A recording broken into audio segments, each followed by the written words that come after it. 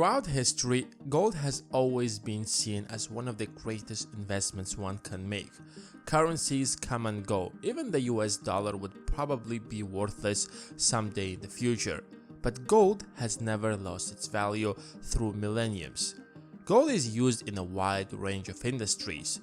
Some make jewelry out of it, others use it in the manufacturing of certain electronic and medical devices, and others invest in it like you probably, since you're watching this video. As of April 2020, the price of the gold is $1,657, significantly higher than it was, let's say, 50 years ago. But the question is gold a good investment? Or to be more precise, has gold been a good investment? Well, the answer isn't really that simple. Since the abundance of the gold standard, the world has been overwhelmed with paper currencies. It's even difficult to imagine a world where gold is a currency. But it has been once upon a time not that long ago. However, the modern financial system is so complex that we can no longer go back to the gold standard. But what we want to explore in this video is, if you have some extra cash in your piggy bank, should you buy some gold instead of stocks or even real estate? But before we answer that question, we have to understand what drives the price of the gold in the first place. Besides having a unique and a beautiful color unlike other elements, gold has always been the most trusted currency. It has always been used as a way to pass wealth from one generation to another to preserve their wealth. Because unlike gold, paper currency has always been quite worthless in the long run, but gold has always maintained its value throughout ages. The US dollar has been the most important currency for the last 100 years. Even today, countries all across the world have stacks of US dollar in case of emergencies. But even the US dollar isn't a safe haven because the value of the dollar falls based on the actions of the Fed and the government. During the mortgage crisis, the economy was in a deep hole, and the only way the government could save the economy was by injecting trillions of dollars into the economy to keep the dice rolling again. But that pushed the investors to buy more gold and doubled the price of the gold in just 4 years. In fact, prior to that, between 1998 to 2008, gold prices have tripled. Historically speaking, gold has proven itself to be an excellent asset against inflation, since its price rises together with the cost of living. In fact, whenever inflation significantly rises, the price of the gold simply soars. And with the modern financial system, financial crises happen quite often. But a financial crisis means chaos, and that means uncertainty. When it's not clear where the economy is headed to, people want to feel that their wealth is safe, and that's why they turn to gold. During any crisis, gold often becomes the safe haven that investors look up to, since they're confident that no matter what happens, gold is going to keep its value. Even when there is a deflation, when prices are decreasing as it was during the Great Depression, gold prices still rise. But that's not all. Whenever the public loses confidence in governments, they also tend to turn their reserves into gold quickly, because political instabilities can lead to chaos and financial crises. Gold prices, for instance, grew during this Brexit deal. When world tension rises, gold prices usually outperform all other investments. But one can argue, with all of the technological advancements we have today, what is stopping us from mining more gold, and a huge supply of gold would drive the price down? Well, even with modern technology, it's not easy to extract gold. Gold mining production has not changed significantly since 2016. And the main reason for that is, easy gold has already been mined. Miners now have to dig deeper to access quality gold reserves. And that's much more challenging and raises many other problems. Miners are exposed to additional hazards, and the environmental impact is hinted.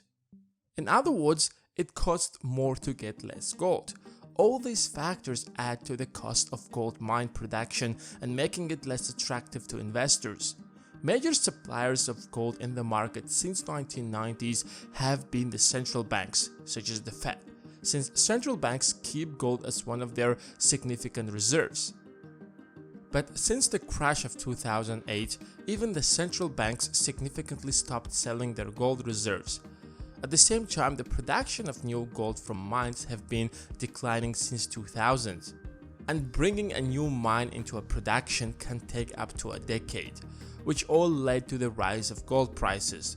The demand for gold might decline temporarily time to time, but it always rises back because gold in jewelry is part of many cultures, which means that there will always be a demand even when investors turn to other forms of investments. But that hasn't always been the case. Once upon a time, not that long ago, gold was the international currency of the world and wasn't only used in the manufacturing of jewelry. I know that it's difficult to comprehend that just 100 years ago, people actually used gold as a currency.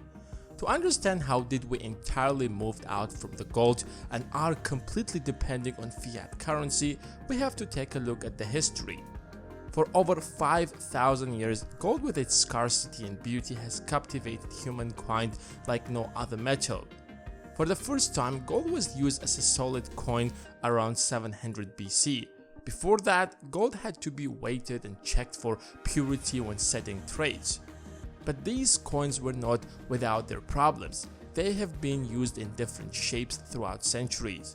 However, the biggest obstacle was that gold was simply too scarce, and digging it from the ground was much more difficult given the technology they had in the past. To understand how scarce gold was at that time, in the 16th century, Spain extracted so much gold from the New World that it raised Europe's supply of gold by 5 times.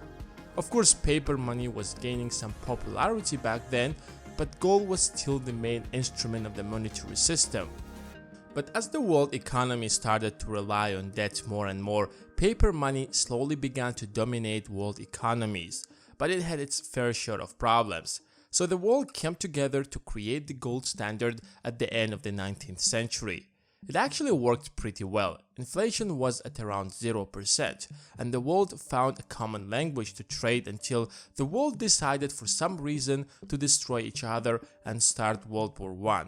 Even though the gold standard did not collapse, political alliances changed, governments began to run out of gold, and national debts soared, which pushed the world to move to something more flexible to base on the world economy, especially since gold supplies continued to fall behind the growth of the global economy, which ended in a few nations holding most of the gold reserves such as the United States and Britain. The Great Depression made it only worse. War debts forced many countries to abandon the gold standard. Even England had to get out by 1931. And guess what happened after World War II? The United States had 75% of the world's monetary gold, and the dollar was the only currency still backed directly by gold. But as other nations began to rebuild their economies, gold slowly began to leave the United States, especially with the war in Vietnam. The US went into a deficit and was afraid that it would run out of gold. Countries like Belgium cashed in dollars for gold, and many other nations were intending to do the same, which pushed the United States to completely abandon the gold standard in 1971, which was the end of the gold standard. The truth is, although gold has always played some role of currency for thousands of years, a true international gold standard existed for around 50 years. And today, the price of the gold is determined by the factors we have discussed earlier. However, the main question remains, has gold been a good investment? Well, the answer is both yes and no. It highly depends on the time frame. Sometimes it outperforms other investments, and other times investing in stocks or bonds would have been a much better option. Gold might be a solid investment, but it's definitely not the best all the time. If we take a look at the last 15 years, yes, gold did actually better than the stock market. But if we take a longer time frame such as 30 years, then the stock market has significantly outperformed gold. The Dow Jones Industrial Average has gained 839%, while gold only 280%. Even the returns from corporate bonds have been higher than gold. However, if we take even a longer time frame, such as since the abundance of the gold standard, gold has outperformed the stock market by a reasonable range. Are they going to be a good investment during this crisis? Well, it's impossible to say. Maybe it might be, maybe not. Only time will tell. Hope you guys have enjoyed this video, but I would like to remind you that I have started a brand new channel called Interesting Enough, where I talk about interesting stuff like, will the economy collapse because of this virus? How long it will take us to create the vaccine? Is the Rothschilds family as rich as we think? And a lot of other interesting stuff. There are already a few videos you can watch right now, so head to the channel by clicking in the link in the description and subscribe.